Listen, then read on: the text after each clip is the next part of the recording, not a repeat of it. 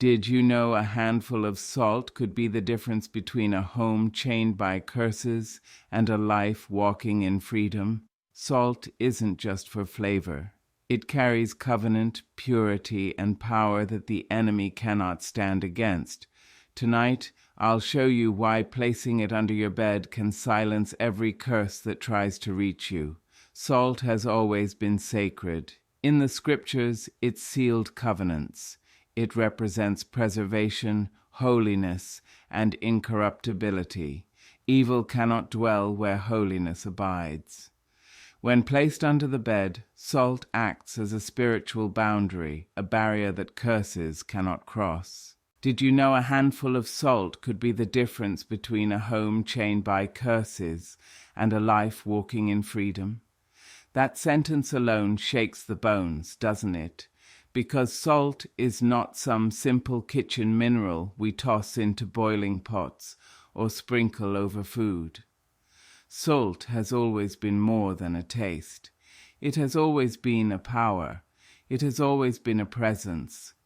Think of it. When the oceans rage, they are filled with salt, cleansing the earth's wounds. When a body cries, the tears are salted, carrying pain out of the soul. Salt has never been ordinary. And so, when I tell you that a grain of salt can stand like a soldier at your bedside, breaking the chains of curses, I am not painting a pretty picture for the sake of comfort. I am opening a door to a truth that has been hidden in plain sight. Salt carries history inside it. From the beginning, it was used as a seal of promise. Whole kingdoms built trade routes just to lay hands on its white crystals. In ancient times, men swore covenants with salt. Because salt preserved, salt endured, salt never decayed. It was incorruptible. And curses, beloved, thrive only in what is corrupt, in what is weakened, in what is already rotting in spirit. When you lay salt under your bed, you are not simply scattering minerals. You are drawing a line the enemy cannot cross. You are laying down a boundary between light and darkness, between peace and torment. Salt is a reminder that purity has a sound, a presence, and a weight. In the scriptures, we are called the salt of the earth. That is not a nickname. It is an identity. To be salt is to hold back decay, to preserve what is good, to cleanse what is unclean. So when salt rests under your bed, prayed over and sanctified, it becomes more than matter. It becomes a sentinel. It speaks to every curse. You may roam the night, you may seek a resting place, but not here, not now, not ever. And curses must obey because salt represents a covenant that cannot be undone. But what is a curse, really? It is a whisper of darkness, a weight that presses on the soul, a shadow that sneaks into families, into bloodlines, into dreams. And what is salt? It is the opposite. It is the purifier. It is the preserver. It is the breaker of hidden things. So yes, beloved, a handful of salt, prayed over with faith, can be the difference between a house haunted and a house healed. It can be the small, quiet thing that shifts an entire atmosphere, because the simplest acts of faith often unlock the loudest victories. Salt is simple. Salt is strong. Salt, placed with intention, placed with prayer, becomes the barrier that curses cannot endure. Salt isn't just for flavor. It carries covenant, purity, and power that the enemy cannot stand against. Think on that, beloved. We shake it into pots and scatter it across food as though it were nothing, yet hidden in those white grains is the memory of promises sealed, sacrifices made holy, and tables blessed with protection. Salt has a history of standing where corruption tried to creep in. It has a history of refusing to rot, refusing to bow, refusing to lose its taste. That is why it frightens the enemy. That is why curses cannot stand against it. Because salt is not silent, it is a testimony. Salt whispers of covenants older than kingdoms. It reminds us of when altars were sprinkled with it to make them pure, when offerings were seasoned with it to show they were incorruptible, when friendships and agreements were sealed by sharing it. The ancients knew what we sometimes forget, that salt endures. Wind cannot spoil it. Water cannot drown it, fire cannot burn it away. It lasts, just as the promises of God last. So when you lay salt under your bed, prayed over with faith, you are not simply placing minerals, you are placing a covenant beneath you as you rest. You are saying, let purity lie beneath me, let incorruptibility cover me, let every curse find no soil in which to take root.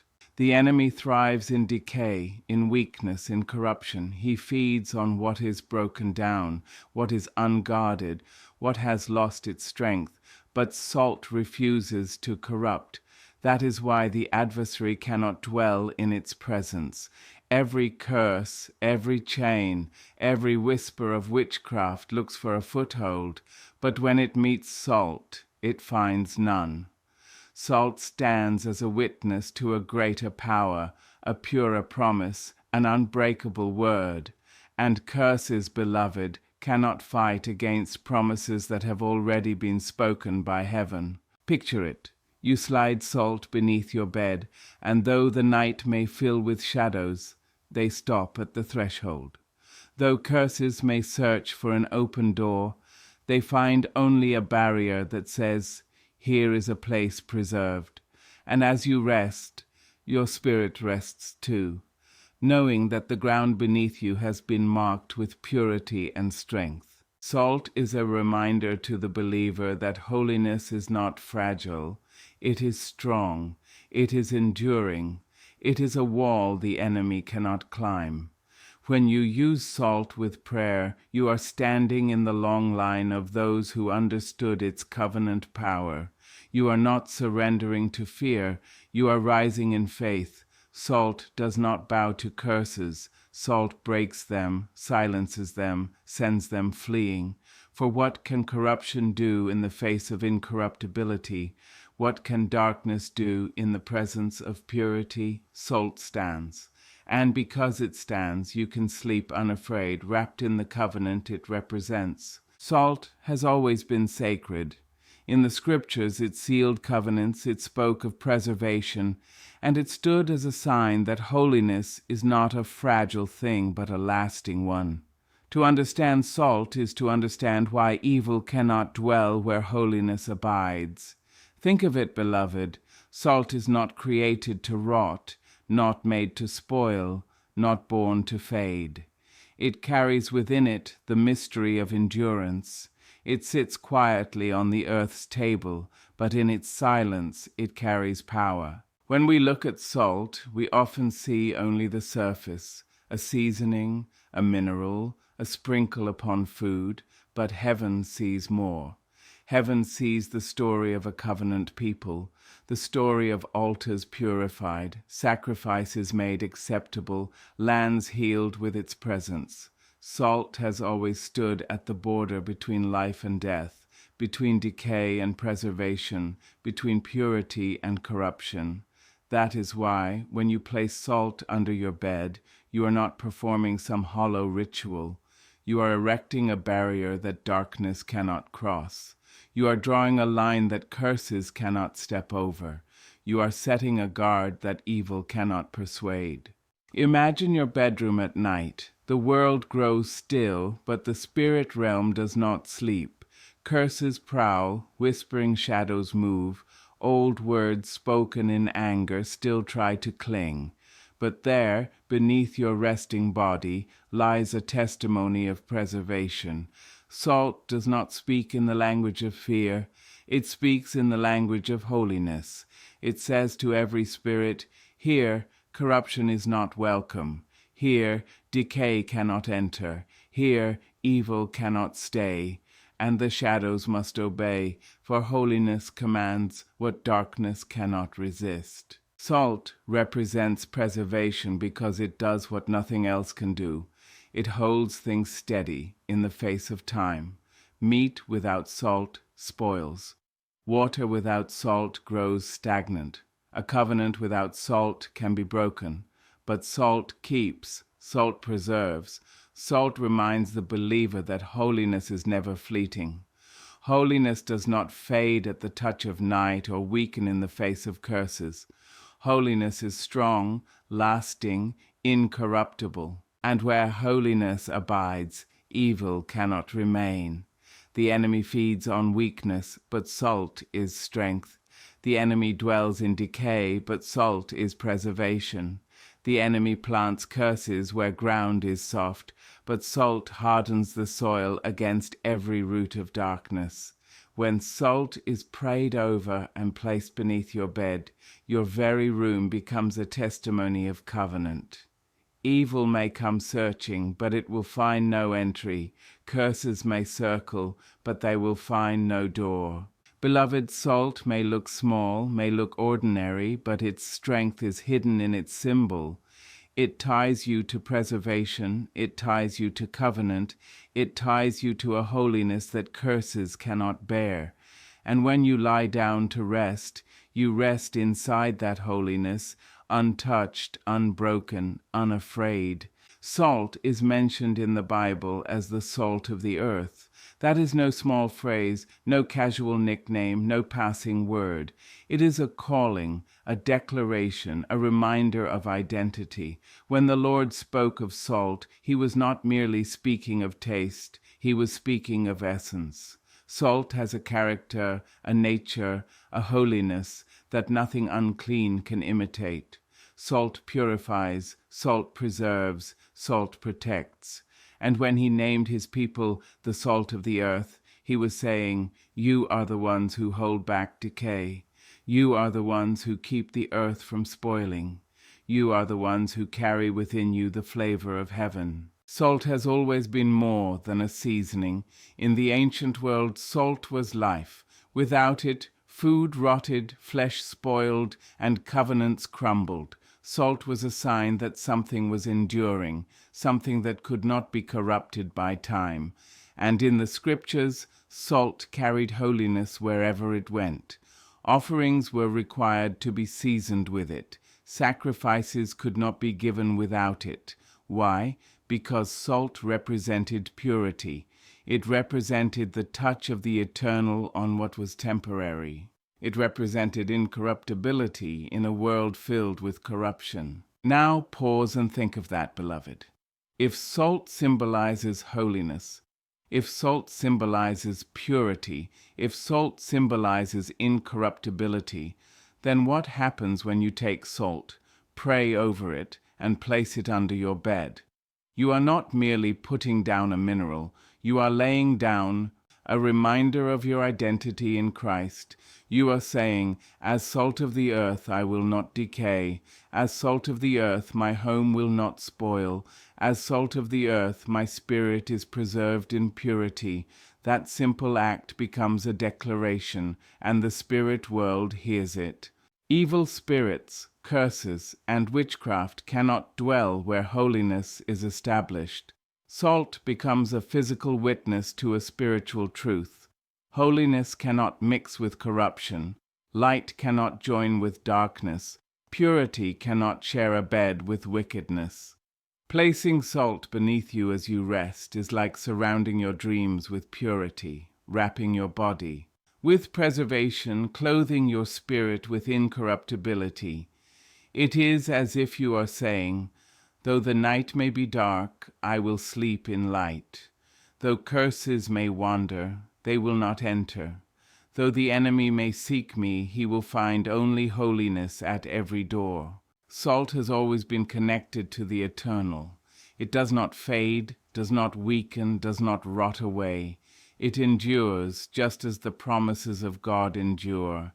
And when you bring that salt into your home with prayer, you are pulling eternity into your room. You are pulling incorruptibility into your family. You are pulling purity into the very ground where you lay your head. That is why salt is powerful. That is why salt is sacred. That is why the enemy flees when it is sanctified and placed in faith. Salt is not just matter, it is meaning, it is covenant, it is purity made visible, and it reminds every curse that holiness has already won. Salt as a covenant of protection is no light matter, beloved. It is ancient, it is holy, it is enduring. In the days of old, when kings and tribes sealed their promises, they did not sign papers, they did not carve words in stone, they shared salt.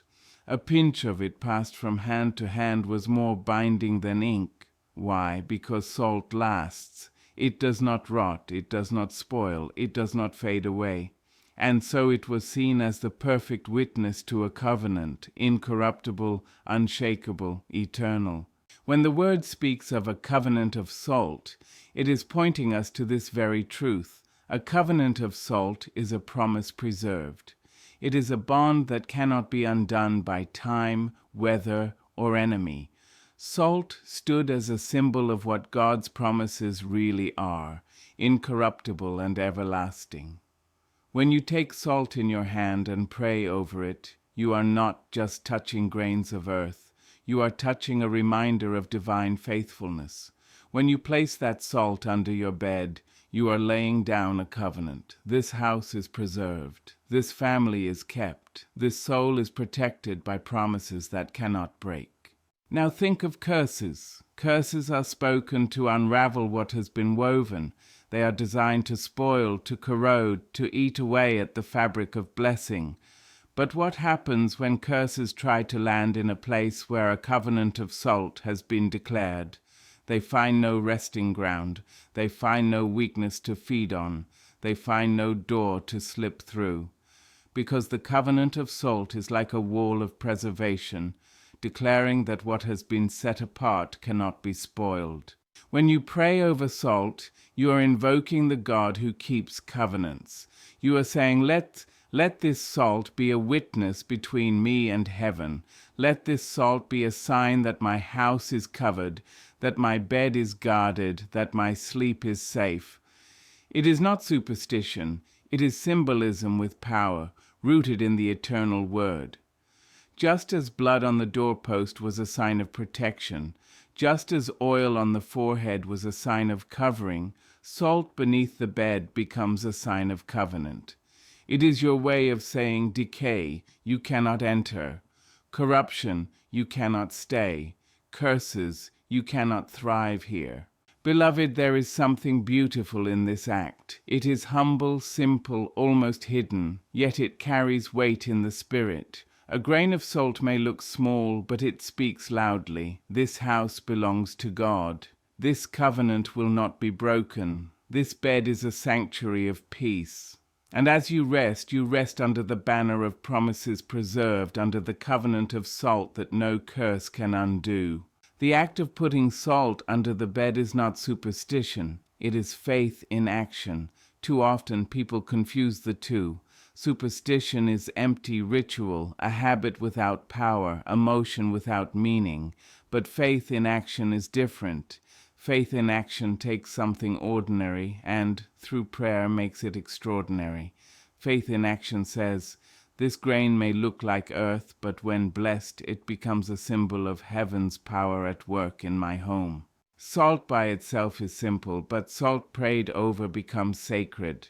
When you lift it in your hand and speak words of blessing, when you call upon God's covering and authority, that salt becomes more than matter, it becomes message.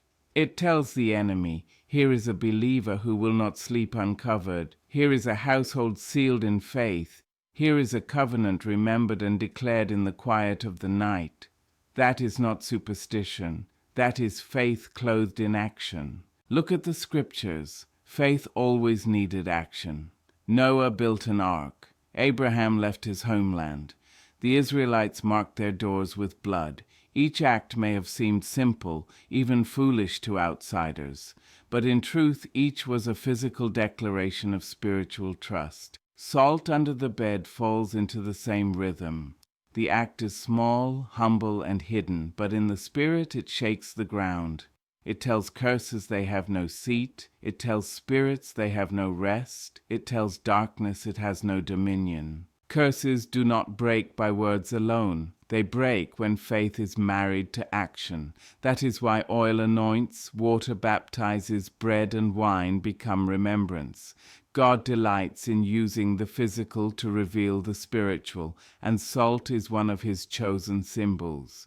When you place it under your bed, you are not practicing magic. You are practicing trust. You are saying, I believe God can use even this simple grain to guard my nights and break the curses hovering over me. Beloved, this is how you turn fear into victory, not by trembling, not by hiding, but by acting in faith.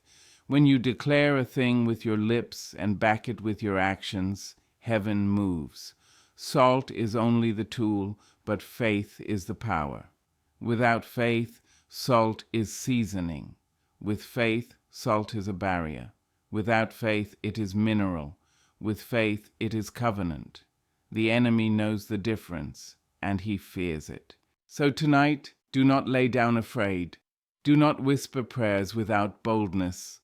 Take that salt in your hand, bless it, and place it beneath your bed. And as you do, remember this: you are not acting in superstition. You are acting in obedience to the rhythm of faith. Faith without works is dead, but faith with action breaks curses, silences spirits, and ushers in peace. Pray over the salt before placing it under your bed. That is where the difference is made, beloved. Salt in its natural state is already pure, already incorruptible. But when your voice rises over it, when your spirit joins with heaven, it is no longer just salt. It becomes a shield, a testimony, a weapon in the quiet hours of the night. Prayer is the breath that awakens the symbol. Without it, salt is only a mineral. With it, salt becomes a covenant alive with power. Take the salt in your hand. Do not rush. Hold it as though you are holding the very promises of God, for in truth you are. Speak over it with authority. Say, this salt shall preserve my home. This salt shall keep my nights in peace. This salt shall break every curse sent against me.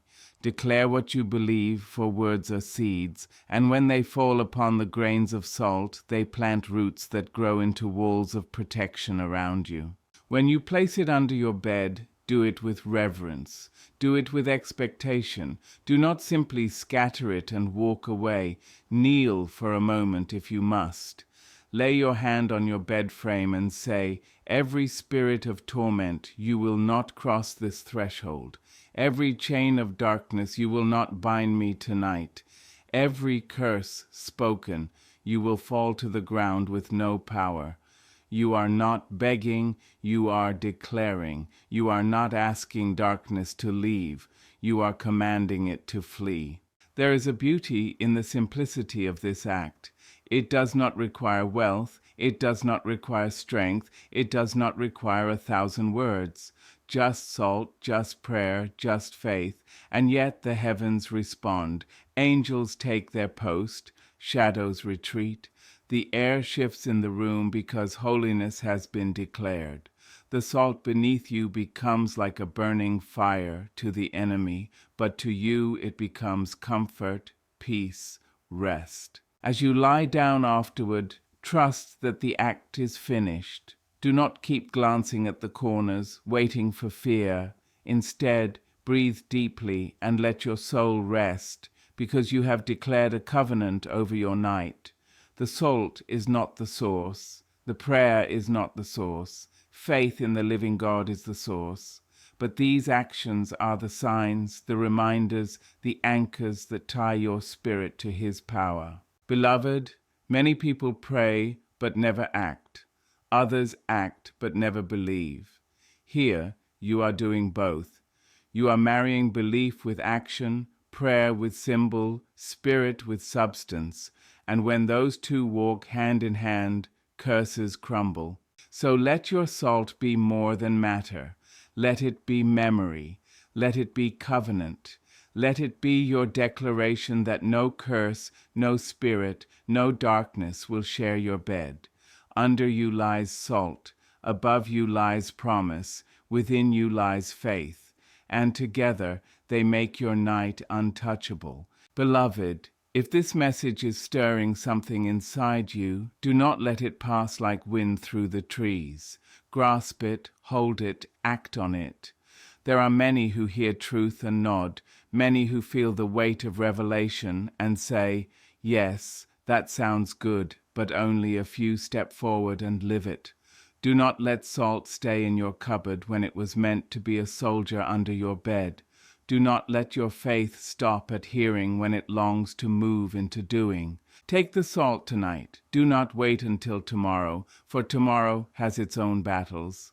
Take it tonight, pray over it, and place it beneath your bed. Lay down with expectation that curses are being broken, that chains are falling loose, that unseen shadows are packing their bags and leaving your household. Let your action be a signal flare in the spirit world that declares, this house is covered, this family is sealed, this soul is untouchable. And if you have already seen curses lifted, if you have already felt the weight ease from your shoulders, then do not keep this to yourself. Freedom is not meant to be hoarded. Share it, speak it. Tell someone else that they too can walk in peace. Because there is always another heart that is heavy. There is always another home that is restless. There is always another soul that does not yet know that the covenant of salt can protect them too. This is your moment not only to secure your own peace, but to extend it to others. Perhaps your neighbor is tossing in their sleep. Perhaps your sister is fighting shadows she cannot name. Perhaps a stranger scrolling by needs the word you carry. Do not hide it. Testify. Testify with your voice. Testify with your actions. Testify with your boldness. For the testimony of one delivered soul has the power to unlock deliverance in another. Beloved, faith was never meant to be quiet. It was meant to shine, to spread, to lift others as it lifts you. So let this salt not only preserve your home, but become the spark that preserves another. Share what you know. Speak what you have lived. Invite others into the same peace that is now unfolding in you. If curses can travel from one voice to another, how much more can blessing spread when we choose to carry it forward? Be the carrier of blessing. Be the one who tells another, you don't have to live in chains. You don't have to fear the night. Place the salt, say the prayer, and watch God's hand move.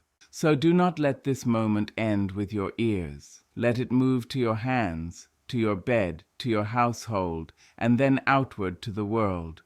For every grain of salt you place in faith becomes a grain of testimony you can give away. Beloved, we have walked through the mystery of salt together, its purity, its covenant, its preservation, its power to silence curses and shield the weary soul. From the very first grain, we saw that salt has never been ordinary.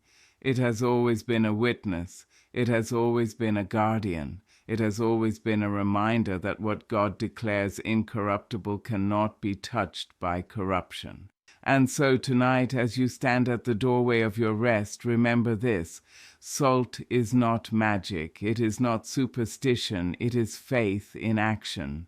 It is your quiet declaration that holiness is stronger than darkness, that purity lasts longer than corruption, that covenant is more enduring than any curse. You place it under your bed, not to honor the salt itself, but to honor the God who chose such simple things to carry his power. Think of it. Oil was pressed from olives, bread baked from grain, wine poured from fruit, water drawn from wells. All were ordinary, yet all became holy when touched by faith. Salt is no different. In your hand it looks simple, but in your spirit it becomes a wall. Beneath your bed it looks hidden, but in the heavens it becomes a trumpet. What curses once clung to your name must now release you. What shadows once lingered in your dreams must now depart. So let the salt beneath you speak of covenant. Let it whisper that you are preserved, that your household is sealed, that your sleep is wrapped in peace. And when morning breaks, rise knowing you are free. Rise knowing curses have no claim. Rise knowing that what God has preserved cannot be spoiled. Carry this truth with you. The smallest act of faith can unlock the greatest victory. A grain of salt may be tiny, but when blessed and believed upon, it becomes mighty.